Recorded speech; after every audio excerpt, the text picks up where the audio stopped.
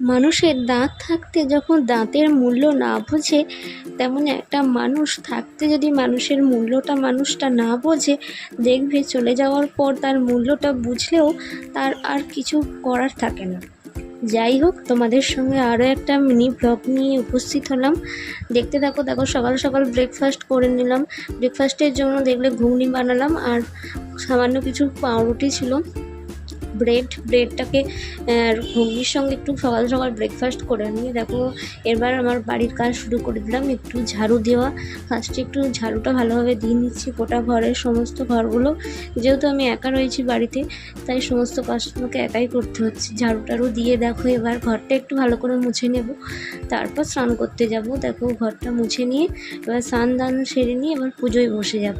পুজোর জন্য সমস্ত দেখো জোগাড় করে নিচ্ছি। বাই দা ওয়ে, সবাই কেমন আছো বলো, ভালো আছো তো?